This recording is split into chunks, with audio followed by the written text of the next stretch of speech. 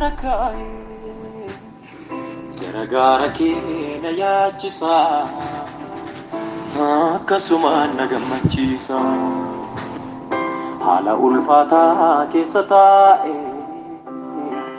ija koo fannoo keerra kaa'e garagaara keenya yaachisa akkasumaan na gammachiisa Afurri waaqayyoo afura nagaati kan boqonnaa kan aara galfiiti namni isa qabu homattuun irratu illa lisaan beekamuun deebotu Afurri waaqayyoo afura nagaati kan boqonnaa Nara galfiiti namni isa qabu homattuun irratu illa lisaan beekamuun deebotu haala ulfaataa keessa taa'e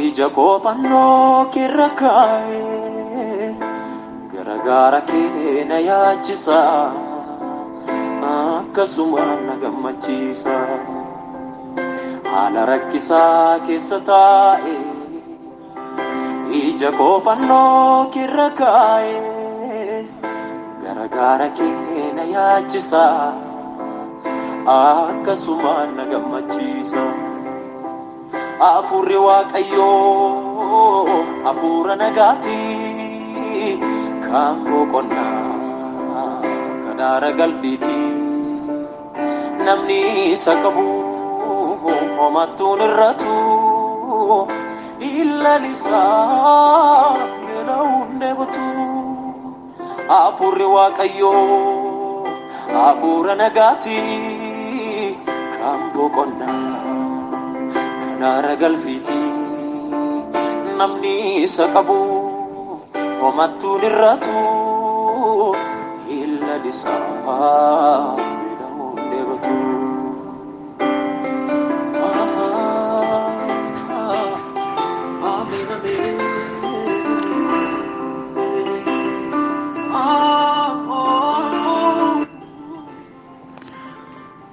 Ayyaanniif nagaan waaqayyo abbaa biraa ilma isaa gooftaa keenya fayyisaa keenya Yesuus Kiristoos biraayis hunduma keessaniif haa ta'u qulqulloonni gooftaa tajaajiltoonni fi amantoonni waldaa Maaraanaataa Yesuus akkasumas karaa adda addaatiin ergaa dubbii waaqayyoo waldaa kanarraa tamsa'uu kan dhaggeeffattan kan hordoftan ijoolleen gooftaa nagaan waaqayyoo bakka jirtaniif haala keessa jirtan hundumaa keessatti isiniif haa ta'u jedha ani obboleessa keessanii fi tajaajilaa keessan Eebbaa Abarraati waaqayyoo nagaa hunduma keenyaaf kennee namoota jiraatanii hojii waaqayyoo isa jiraataa kanaa hojjetan walii wajjiniinis guddummaa waaqayyoodhaa ol kaasan ta'uu keenyaaf waaqayyo ulfaatu ani nagaadha manni koos nagaadha isinis nagaa akka taatan abdii guutuun qaba egaa sagalee waaqayyoodha kan guyyaa irraa barumsa kanaan dura walii wajjiniin barachaa turre barumsa amantoonni baratan akka waldaa Maaraanaataatti jechuudha kutaa 5 barannee gidduutti sagantaa galateeffannaatii fi torban darbee walii wajjiniin baratiin kan dabarre har'ammoo kutaa isa itti aanu kutaa 6ffaa walii wajjiniin ilaalla waaqayyoon keenya bara baraan ulfaatu sana dura garuu nagaan namaan isinitti himuun qaba obboleettii keenya Tigistii Lataadha gaggeessituu waldaa kanaa kan turte amma biyya kan jirtu iddoo daataa hin qabne Oromiyaa keessaa bakka daataa connection hin qabne jirti bilbila kallattiitiin dubbistee haala jiru hundumaa nagaggaafattee isiniinis nagaggaafattee gaggeessitootas tajaajiltootas amantoota hundumaayyuu nagaa naa gaafadhu nagaa kootti naa himii sin yaadaa sin jaalladhaa siniifan kadhadhaa jira jettee kanaaf iddoo tokkotti hunduma keessan waan argadhu fanii har'a dubbachuu jaalladhe nagaa ishee fudhadhaa. Nagaan waaqayyoon hunduma keessaniif haa ta'u jedha. Waaqayyoon keenya inni nu jiraachisee ganama kana nu laate ulfaatu. Boloonni na dursitanii seenuudhaanii sagantaa jalqabuu irraa kaasee hanga yoonaatti hojii waaqayyoo hojjechaa jirtan, kana booddees hojii waaqayyoo hojjechuuf hiriirtanii jirtan eebbifamaa. Ayyaanni waaqayyoo safara malee tokko keessan irratti haa baay'atu jedha. Maqaa gooftaa Yesuusiin eebbifamaa. Waaqayyoo keenya guddifnee galateeffannaa. Gooftaa walii wajjiniin galateeffannee kadhannee harka waaqayyootti yeroo keenya laannee gara sagalee waaqayyoo isa guyyaa irraa walii wajjin ilaalluutti ceena. Waaqayyoo guddaa bara baraa kan taate, ati dinqisiisaadha, ati sodaatamaadha, ati kabajamaadha. Jireenyi keenya harka keessa gaarii keessa jira. Kanaaf hamaan nun argannes nu argachuus hin danda'u, raawwatees hin yaadamu. Waa'ee eegumsa kee isa dinqisiisaa ajaa'ibsiisaatii fi abbaa keenyaa bara baraan nuuf ulfaadhu. Teessoo keessa kabajamaa isa dinqisiisaa irratti bara baraan ulfaadhu. Waa'ee kootiifis waa'ee dhalootaa gama onlaayinii kanaan hojii kee hojii waaqayyoo hojjetus waaqessu, kanaaf galanni siif haa ta'u. Dhaloota akkasitti hammeenya baraa jalaa miliqan sitti immoo siqaa jiraatan waan bara kana kaafteef maqaan kee ulfaatu. Waa'ee gaggeessitoota keenyaaf, waa'ee tajaajiltoota keenyaaf, waa'ee amantoota keenya hundumaaf eegumsa tokko keenyaaf gooteef biyya keenyas haala ulfaataa keessatti gargaaraa waan jirtuuf maqaan kee maqaa waaqayyoo bara baraan haa kabajamu. Teessoo keessa ajaa'ibsiisaa irratti ol hulluuf jedhi. Waaqa keenyaa fuula kee dura immoo dhufneerraa si waaqessuudhaaf walitti qabamnee jirraa. Garuu immoo nuuni cubbamoota, hirmii, dogoggora, badii garaa garaa qabna. Waa tokko garuu namannaa, dhiigni ilma isaa Yesuus Kiristoos cubbuu hundumaattiin qulqulleessaa jedhame barreeffamee jira. Kanaaf maqaa gooftaa Yesuusiin cubbuun anarra jiru, cubbuun saba waaqayyoo sagalee kana dhaga'uu irratti sa'a kana hafee jiru dhiiga Yesuusiin raawwatee irraa adda haa ba'u. Hundi keenya iyyuu qodaa cubbuu, baattuu cubbuu ta'uudhaaf hin waamamne. Dhaloota kakuu qabnuudha. Dhaloota karaa dheeraa deemuudhaaf waamicha qabnuudha. Kanaaf ulfina abbaa keenyaatiif kan hin taane haalli cubbuu, adeemsi cubbuu hundumtuu jireenya tokko keenya keessa kan xaragame haa ta'u. Cubbuun irratti mo'ee hin jiraatiin. Raawwatee jireenya bilisa ba'e, jireenya jijjiirame, jireenya sodaa waaqayyootiin guutameen deddeebi'uu barbaanna. Wanti gooftaa keenyaaf hin taane jireenya keenyarraa, namummaa keenyarraa kan ifatame haa ta'u. Maqaa Yesuusiitiin adda nu baasi. Waaqayyoo si kadhannaa, ulaa waaqaa nurratti bani. Sagalee kee sagalee waaqayyootiin nu tajaajili. Ergaa kee ergaa waaqayyoo nuuf kenni. Warra akkasumatti waanuma dubbii namootaa duwwaa dhaggeeffatanii, hoduma wayii dhaggeeffatanii dhugaan isaan bira darbu nuun taasisiin. Caalaadhumatti yaada keetti siqnee si hubachuudhaan si keessaa waan gaarii akka baafannuuf maqaa gooftaa maqaa Yesuusiin nu gargaari. Diiyaabiloos, seexana, bofa bara durii isa kiristiyaanota hammeessu sana maqaa gooftaa Yesuusiin faana keenya jalatti gadi isa tumi. Nagaa namootaa saamaa kan jiru, qalbii namootaa mancaasa kan jiru, dhaloonni kun yaada waaqayyoo isaatii akka hin arganneef gidduu garee bitaachessuus kan barbaadu ibidda afaan waaqayyoo keessaa ba'uun xaap jedhee haa gubatu. Maqaa Yesuus Kiristoos nama Naazreetiitiin akkaataa ka'uu hin dandeenyetti kan dhahame haa ta'u. Lafa nu keessa jirurraa, mana nu keessa jirurraa, biyya nu keessa jirurraa, qilleensa nu keessa jirurraa maqaa Yesuusiin raawwatee kan dhahame haa ta'u. Waaqayyoo kana waan gooteef, waan nuuf falmiteef, waan nuuf lolteef maqaan kee maqaa waaqayyoo keenyaa ulfaatu. Yaada keessa gaariidhaan immoo tajaajilii maqaa Yesuusiin ameen. Egaa ijoollee waaqayyoo nu gargaaree walii wajjiniin sagalee waaqayyoo dubbii baay'ee ijoo fi barbaachisaa ta'e irratti barachaa ilaalaa turreerra. Hafuurri waaqayyoodhaa inni nu gargaare bara baraan kabajamu. Sagalee waaqayyoodhaa walii wajjin ilaalaa turre mata duree waaqayyoon sodaachuu jedhu irratti ture. Eeyyee kutaa 5 darban keessatti torbeerraa sababa sagantaa addaa qabnuuf yoo hin ilaalillee walitti fufiinsaanii waa'ee waaqayyoo keenya isa jaallannuuf sodaannu isa sodaachuun maal akka ta'e sodaachuu keessaa immoo wantoota argaman walii wajjiniin barachaa jireenya keenya ittiin ilaallachaa as geenyeerra. Afurri waaqayyoo haa kabajamu. Waaqayyoo keenya isa jaallatamaa sodaatamaa waa'ee sodaachuu akkamitti isaa wajjiniin immoo jiraachuu akka dandeenyu ilaaluun carraa guddaadha waan ta'eef barumsa murteessaadhas waan ta'eef keessatti illee kan of ilaalluudha waan ta'eef kanaaf waaqayyoo inni nu barsiisaa jiru bara baraan haa ulfaatu. Tarii sagalee koo hamma danda'ame gadi qabuu yaalaa sanumara darbee immoo sagalee koo hin ba'a. Kanan godhuu fi iddoo mijaa'aa hin jiru karaa deemeetanii iddoo bultii koo bakka sireettanii sagalee kana waraabaa amma ta'ee manni keessa jiru sagalee hedduu hin baasu haa ta'u iyyuu malee guutummaa guutuutti mijaa'aadha jechuu hin danda'u. Kanaaf maayikii eerfooniin ittiin waraabu afaan kootti buteetanii waraabaa qulqullinaa waraaba jedheetan abdadhaa waaqayyoon gargaara. Egaa kutaa 5ffaa keessatti yommuu waaqayyoon sodaatanii maal argatu maaltu namaaf ta'a waaqayyoon sodaachuu keessaa maaltu argama waan jedhu walii wajjin ilaaluu jalqabne guyyaa sana wantoota lama keessaa ilaalleera. Waaqayyoon sodaachuu keessaa gaariin akka namaaf ba'u gaarummaan akka namaaf ta'u ilaalleera. Fakkeenya garaa garaattiinis dhugaa macaafa qulqulluu keessaas ilaalleera. Akkasumas qabxii lammaffaa nu ilaallee badhaadhummaa guddaa akka ta'e waaqayyoon sodaachuun badhaadhummaa guddaa akka namaa argamsiisu. Badhaadhummaan kunis tasgabbii nagaa beekumsaaf ogummaa akka ta'e ilaalleera. Inni kun immoo waan maallaqa biyya lafaa irraatiin illee bitamee shallagamee bira ga'uu kan hin dandeenye akka ta'e ilaalleera. Arraas sadaffaa walii wajjin ilaalla. Yommuu waaqayyoon sodaatan maal argatu maaltu namaaf ta'a?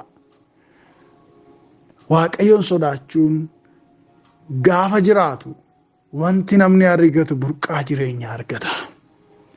Galanni waaqayyoof haa ta'u. Burqaa jireenyaa, madda jireenyaa. Namni baay'een firoota koo kan inni hamma danda'e hirriba dhabee hojjetuuf, hamma danda'e biyyaa gara biyyaatti imalee jiraatuuf, hojii garaa garaa hojjetuuf, umurii mucummaa yeroo itti mana ooluun, mana taa'ee taphachuun isheerra jirutti kan namni mana barumsaatti kaatee hamma dhaqee dargaggeessa ta'ee nama guddaa ta'utti kan inni baratuufis kaayyoon namaa jiraachuudhaaf jireenya barbaadeeti. Carraan jireenya isaatii maddi jireenya inni keessaa waraabbatee jiraatu eessa akka taate argachuuf jedheetu namni waan baay'ee godha. Qottuunis akkasitti qota. Daldaltuunis kanaaf daldala. Hojjetaan humnaas kanaaf dhagaa cabsa. Inni biyya ormaa deemee siddatii ta'ee galaa ta'ee jiraatus jiraachuuf jedheeti. Inni kaampaanii gurguddaa keessatti hojjetaa ta'ee qaxaramee jiraatus jireenya barbaadeeti. Garuu namni kana hundumaa gochaa lafti jireenyi jirtu yeroo baay'ee jalaa dhokatti. Hin yaala, hin xaaraa, hin dadhabaa, hin dafqaa akkuma nama kaanii haa ta'u malee jireenyi eessa jirti laataa jedhee akka gaafatetti barri isaa jalaa dhuma. Sagalee waaqayyoo keenyaa garuu kan nutti agarsiisu yeroo waaqayyoon sodaatanii burqaa jireenyaatti akka ba'an waaqayyoon sodaachuun ofiisaa iyyuu burqaa jireenyaa akka ta'e nutti dubbata. Mee olii wajjiniin haa dubbifannu. Baay'inaan macaafa keenyaa keessatti barreeffamee jira.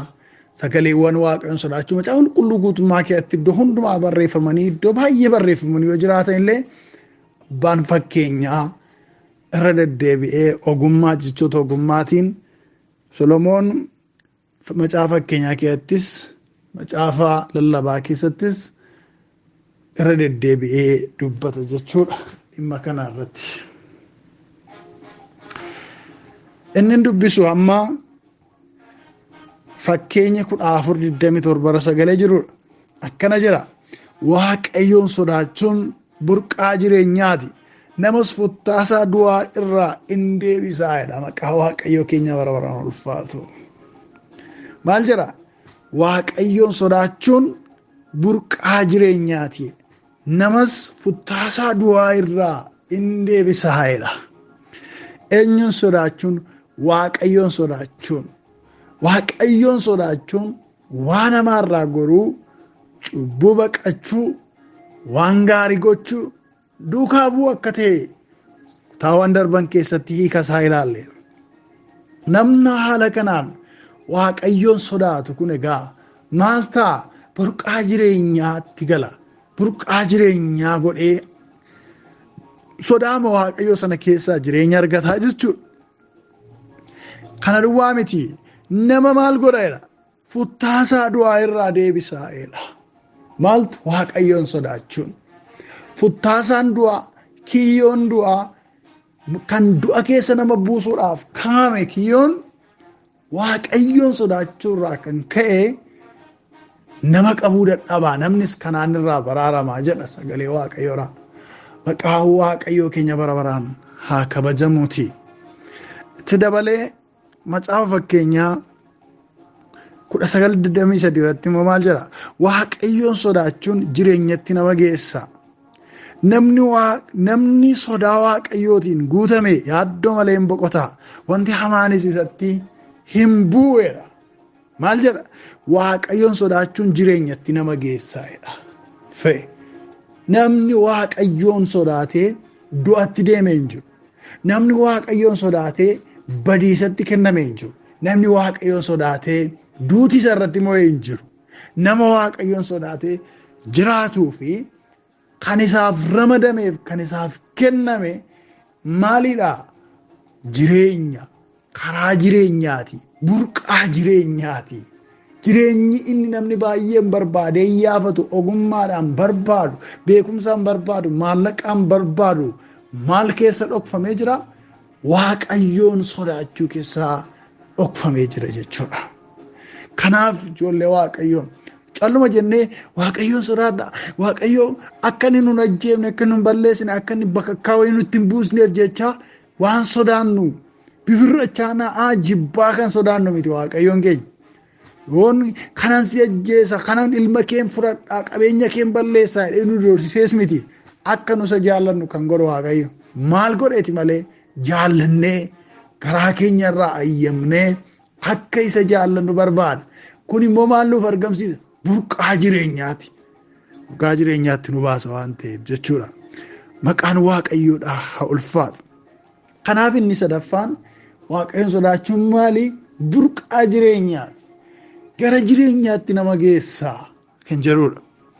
Arfaffaan immoo karaa fo'atan nama argachiisa.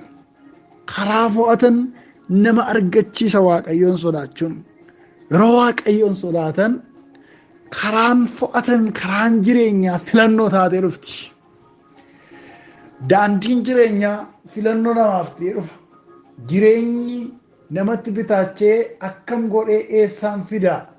Attamottiin gaaf tokko akka namaatti jiraadha. Anis jenna utuu hin taane karaa nu irra baanee milkoofnu, karaa nu irra baanee jiraannu, karaan jireenyaa nuuf filannoodhaan ta'a jechuudha. Karaa fo'atan argatu. Isa kana sagalee waaqayyoo keessaa macaafa faarfannaa 25:12 irratti sagalee akkas jedhu jira. Namni waaqayyoon sodaatu eenyu? Karaa fo'achuun isaaf ta'u waaqayyo isatti agarsiisaa jedha. Uffee galanni waaqayyoof haa ta'u. Gaaffii gaafatee jalqaba. Namni waaqayyoon sodaatu eenyu jedhee gaafata. Karaa fo'achuun isaaf ta'u waaqayyo isatti agarsiisaa. Ammaaraacii jireenya, filannoo jireenya, akkamittiin akka jiraachuun danda'amu, akkamittiin akka jireenyatti ba'uun danda'amu waaqayyootu isa jiraachisa, isa fo'achiisa. Kanaaf eenyudha namni waaqayyoon sodaatu jedhee gaafata jechuudha. Kutaana keessatti sagalee waaqayyoodha. Eenyu namni nu gidduudhaa waaqayyoon sodaatu eenyudha laata?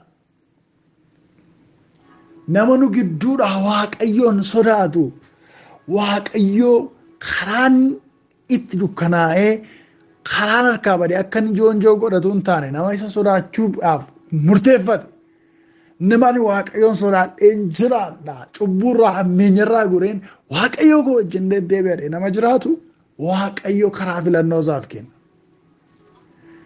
Daandii filannoo itti agarsiisa nama akkasitti waaqayyoon keenya. Kanaaf eenyudha namni waaqayyoon sodaatu? Namni akkasii filannoo jireenyaa argata.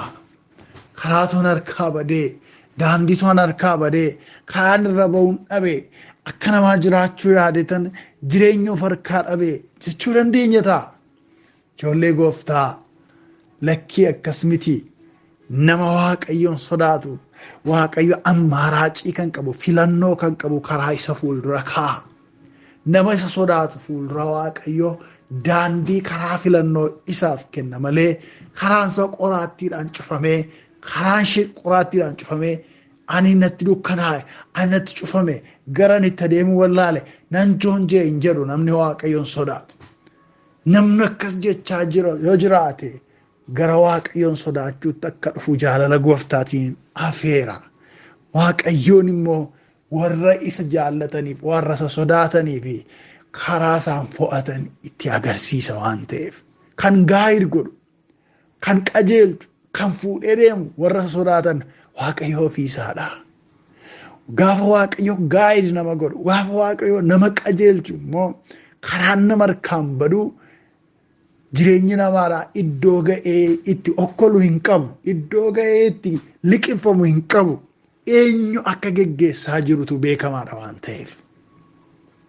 Kanaaf ijoollee waaqayyoon sodaachuun maalidha? Karaa fo'atan nama argachiisa jechuudha. Arra yeroo itti dhalli namaa biyya nu keessa jiraannu kana keessattis ta'e bakka garaa garaatti jireenyi eessadhaa? Karaan eessadhaa?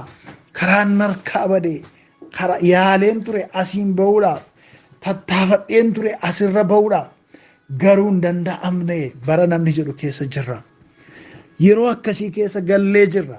Bara namni daandii filannoodhaa dhabe keessa. Garuu sagalee waaqayyoo waanuu kaa'eera.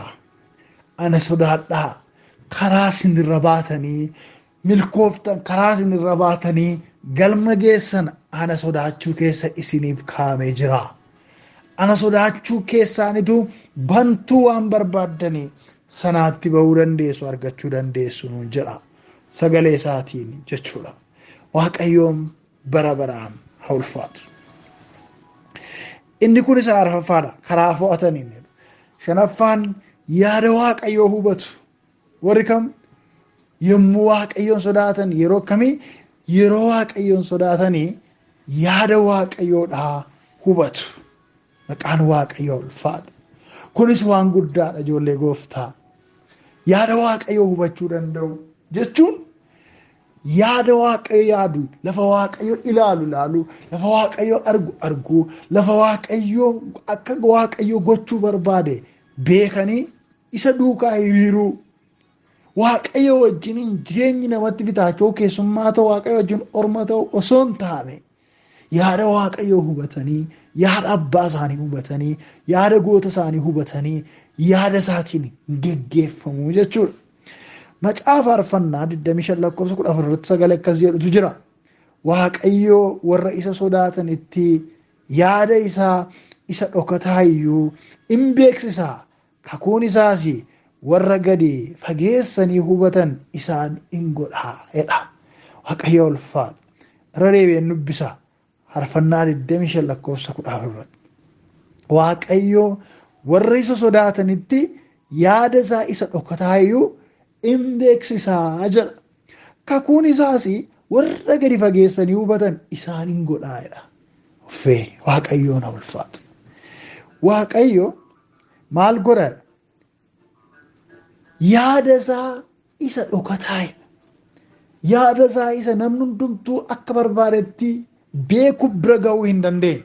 Yaadni waaqayyoodha qobaadha waan ta'eef dhokataadhas waan ta'e garuu yaada Waaqaa isa qophaa ta'e isa namni beekuun isa rakkisu isa namni hubachuun isa qoru warri Waaqayyoon sodaatanii hin hubatu. Kun immoo maal isaan godha? Warra gadi fageessanii hubatan isaan taasisa. Xiinxaltoota warra siyaasa xiinxalan, warra dinagdee xiinxalan, warra haalli biyyaa fayyaan biyyaa addunyaan nageenyi eessatti deemuu danda'anii xiinxalan caalaa isaan caalaa warri Waaqayyoon sodaatan yaada Waaqayyoo isa gadi fagoo hubatu. Kakuu Waaqayyootiin immoo waan deddeebi'aniif kakuun Waaqayyoodha immoo warra baay'ee gadi fageessanii hubatan isaan taasisa. Eenyufaa? Isaan Waaqayyoon sodaatan. Kanaaf ijoollee Waaqayyoo na beekaa laata? Waaqayyoo jiraachuu koyyuu quba qabaa laata? Warri jedhan jiraachuu danda'u as nu gidduu. Waaqayyoo dhuguma kadhannaa koyyuu hin dhagaa laata? Warri jedhan Waaqayyoodhaa wajjiniin fagoo akka waan ta'anitti orma akka waan ta'anitti warri of yaadan jiraachuu danda'u. Nu gidduus ta'e iddoo garaa garaa tarii yoo nu gidduu jiraataniif namoonni dhugumaan Waaqayyoodhaa wajjiniin hariiroo qabaachuu isaanii hin mirkaneeffaman konfirmiin goone sagalee Waaqayyoo kun mee isa sodaadhaa akkaataa dubbiitiin akkaataa jireenyaatiin akkaataa deddeebiitiin hangootaniin waan yaaddanii waan raawwattan keetti mee Waaqayyoon sodaadhaa. Inni immoo maal godhaa? Yaada isaa icciitii isaa isa gadi faffagoo isa namni salphaatti beekuu hin dandeenye isa namni beekumsaan argachuu hin dandeenye diigee isin hubachiisuu jalqaba. Yaada isaa isa gadi fagoo isa dhokataa iyyuudha sagalee kana keessatti isa dhokataa iyyuu isaanitti beeksisa. Maaliif? Isaantu Waaqayyoon sodaata kaa. Isaantu warra Waaqayyoon sodaatanii jiraatan waan ta'aniif Waaqayyo yaada isaa isa dhokataa itti hima.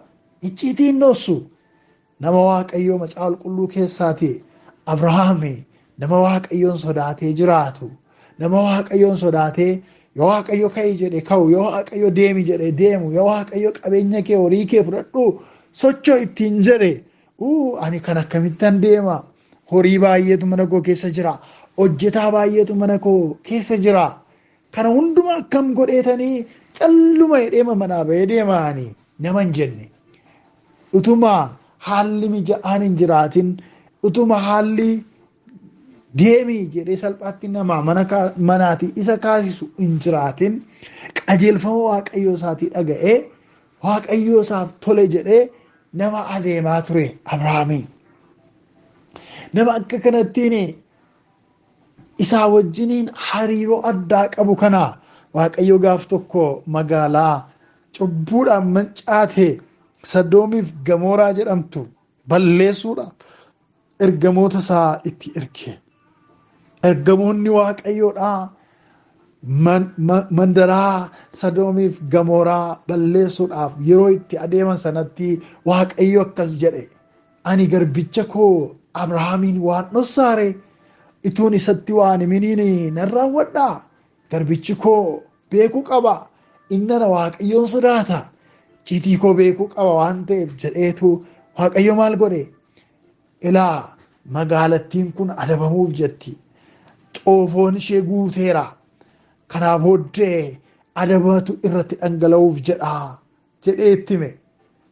Sababii Waaqayyo icciitii gadi fagoo kana hin dhoosu mucaa koo jedhee itti himeefi namni Waaqayyoodhaan Abrahaam maal godhe? Ilma wasiila isaatii biyyaa fudhatee ba'ee magaalattii keessa jiru Looxiif maatii isaa oolchuudhaaf kadhannaa kadhachuudhaaf carraa argate. Namoonni biyya sana keessa jiranii qulqulloonni biyyattii keessa jiranii magaalattii sana du'arraa hambisuudhaaf gubachuurraa hambisuudhaaf dhabamsiisuurraa hambisuudhaaf tarii yoo qophaa'anii jiraataniif jedhee utuu Looxiin hin baafatiniin fuuldurayyuu Waaqayyo maal godhe? Abrahaam maal godhe? Waa'ee magaalattii sanaa abiddarraa hambisuutiif Waaqayyo wajjiniin marii geggeesse. Magaalattii sanaa waa'ee hambisuutiif Waaqayyoon gaafatee sun milkaa'uu waan dideef qulqulloonni magaalattii badiisarraa hambisan magaalattii keessaa waan dhabamaniif booddee firasaa kan ta'e Looxiif maatii isaa ijoollota isaa baafachuu danda'e. Kun eessaa ba'e? Abrahaam kadhatee biran geenye. Maaloo icciitii kana na barsiisi Waaqayyo. Maal gochuuf deemtaa? Ergamoonni kee maaliif hamma nama fakkaatanitti hamma qaama uffatanitti gadi bu'anii mana keenyatti goruu iyyuu danda'ani? Maaliidha waan kuni jedhee hin gaafanne. Haa ta'u malee Waaqayyo mata ofiisaa ani garbicha koo Abrahaamin waa dhossaaree inni na sodaata, inni na dhagaa, ittan himaa waan an hojjechuuf jedhu jedhee itti hime. Maaliif Waaqayyootu warra isa sodaatanitti icciitii isaa isa gadi fagoo himee mul'isee itti agarsiisa waan ta'eef jechuudha. Yaada Waaqayyoodhaa hubachuu jechuun ijoollee gooftaa waan salphaa miti. Namni baraarraa dhaloonni keenyas ta'e dhaloonni nu fuuldura turan hedduun isaanii maqaama kiristiyaana jedhamu maqaa saba Waaqayyoo jedhamu yoo baatanii socho'an iyyuu Waaqayyoon sodaachuun maal akka ta'e hubachuu dadhabuudhaan utuu Waaqayyoof jiraanna jedhanii yaadanii faallaa Waaqayyoodhaa jiraatanii darban kisaaraa jireenyaa lakkoofsanii darbaa turan. Yaada Waaqayyoo hubachuu jechuun eebba guddaadha. Waaqayyo aarsaa koo kana simachaa jirtaa? Waaqayyo jireenya koo kana simattee jireenya naaf ta'udha jettee jirtaa? Akkamittiin akkan deddeebi'u barbaadaa jirta? Akkamittiin akkan jiraadhu fedhaa jirta? Jireenyi koo kun si fuulduratti isa feetuudha? Gaafa sana Waaqayyo eeyyee akka kanattiin socho'i kun isan barbaaduudha. Karaan ani fedhu isa kanadha. Yaanni kanadha. Ani kanan jibbaa. Yaada kana immoo nan jaalladha jedhee Waaqayyo yaada isaa diigee nama hubachiisu jechuudha. Gaafa sana wanti godhan nama harkaa hin badu. Garritti adeeman namatti hin bitaacha'u firoota koo. Inni ja'affaani in eegamu warri Waaqayyoon sodaatan. Eegumsa Waaqayyootiin jiraatu. Eegumsa Waaqayyootiin jiraatu warri Waaqayyoon sodaatan. Eegumsatu isaaniif taasifama. Maqaan gooftaadhaa ulfaatu. Faarfannaa 34 lakkoofsa 7 irratti sagalee maal jedhutu jira? Ergamaan Waaqayyoo naannoo warra Waaqayyoon sodaatanii in buufataa. Inni isaaniin oolcha jedha. Waaqayyoo ulfaatu. Irra deebi'een dubbisa maal jedhaa? Ergamaan Waaqayyoo naannoo warra Waaqayyoon sodaatanii in buufata. Inni isaaniin oolcha jedha. Har'a loltuun biyya jabaa taate tokko biyya Chaayinaa, biyya Jaappaan, biyya Kooriyaa, biyya Ameerikaa ammatuu nu eeguudhaaf ramadamanii dhufaniiti. Abeet ajab jedhama. Anumaan eeguudhumaaf ammatuu biyya fagoo irraa loltoonni naaf ramadamanii dhufanii Itoophiyaa galaniiti. Eebbaanii loltuu biyya Chaayinaatiin eegama, loltuu biyya Israa'eliin eegama, loltuu biyya Kanaadaatiin eegama, loltuu biyya Ameerikaatiin eegama. Minni jedhame namni ajab jedha. Dinqiidha kun jedha. Akkamittiin amma kana biyya sana keessatti beekame inni biyya sanaa maal qabaa jedha. Namni hundumtuu wal harkaa fuudhee haasa'atu kun ta'e.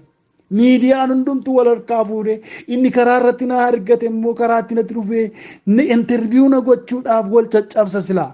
Maalumaati dhalataa biyya Itoophiyaa taatee Itoophiyaa keessattuu jiraattu akkamittiin loltuun biyya fagoo sanarraa dhufanii si eegu? Dinqisiifata namni silaa. Hin taane wanti jechaa jiru kun utuun jechaa jira. Utuu akkas ta'een jechaa jira. Utuu loltoonni jajjaboon naaf ramadamanii warri meeshaa waraanaa jajjabaa baatanii naaf ramadamanii eebbaa eegna jedhaniitu yaa'anii dhufanii ajab jedha biyyi lafaa. Zeenaan hundumtuu miidiyaa gurguddaan addunyaa kanaa hundumtuu waa'ee koo gabaasaa oola. Nama tokkicha Itoophiyaa keessa jiraatu eeguudhaaf jecha biyyi akkasii biyyi Jaappaanii loltoota ishee gara sanatti ergite jedhamee ajaa'ibata. Loltoonni warri biyya tarii Jaappaan irraa dhufan Ameerikaa irraa dhufanii akkuma loltoota kan biroo yookiin dhukkubsatanii yookiin rasaasaan rukutamanii balaadhaanis ta'e dingataa du'anii baduu warri danda'anidha.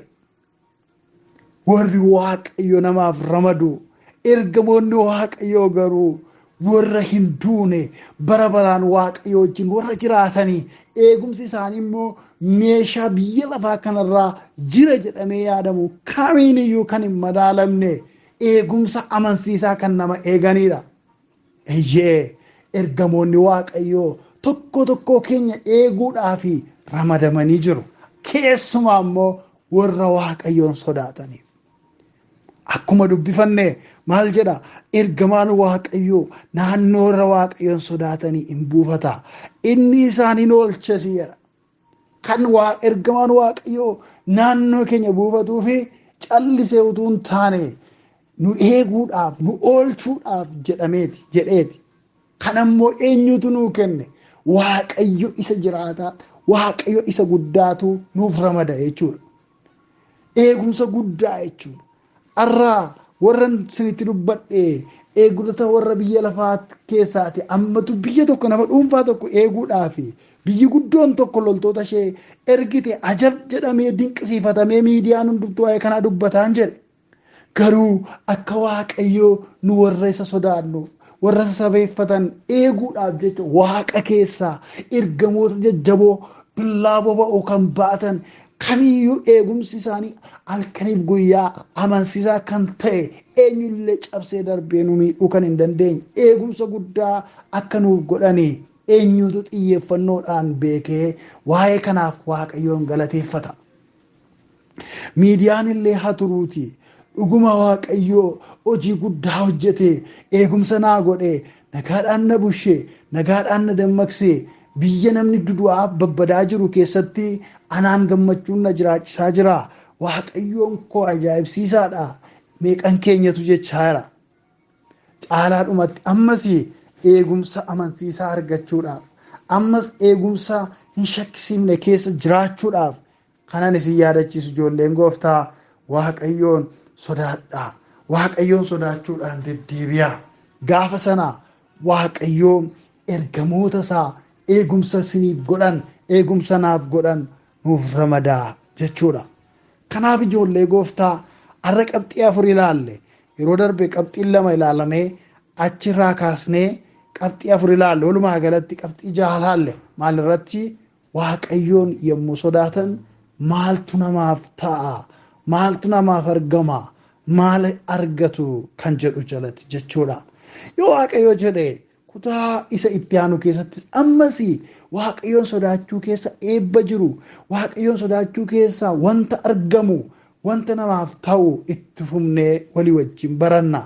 Egaa'oo warra waaqayyoon sodaachuudhaan burqaa jireenyaa argatan akka taanuuf warra waaqayyoon sodaachuudhaan yaada waaqayyoodhaa hubatan akka taanuuf warra karaa fo'atan argatan akka taanuuf warra eegumsa waaqayyoon jiraatan akka taanuuf hafuurri waaqayyoo ayyaanni waaqayyoo nu haa gargaaru nu haa jabeessu sodaa waaqayyoos keessa keenya haa guutu maqaa Yesuusiitiin ameen. Waaqayyoof galanna ta'uu gooftaa keenyaa walii wajjiniin galateeffannee xumurra. Bara baraan jabaa kan taate qulqulluu mootii Israa'el ati waaqayyoo haala mijaaf mijoofne hundumaa keessatti waaqeffamta lallabamta.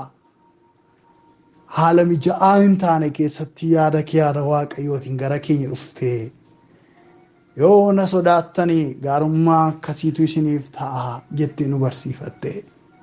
Ani eenyu dhugaa kee hubadhee dhaloota hubachisuudhaaf ani eenyu waa'ee sodaachuuf gaarummaa isa keessa jiru afaan guutee dubbachuudhaaf anoo nama hirrina hedduu dadhabina hedduu hanqina hedduu qabudha. Garuu hafuurri kee qulqulluun anas ta'e saba dhugaa kana dhaga'u gargaaree itti dubbateera. Waa'ee sagalee keessa dinqisiisaaf kabajamaa kanaaf teessoon kee ulfinaan hajajamu. Galanni galata irratti faarfannaan faarfannaa irratti jajamuu irratti maqaa Yesuus gooftaan.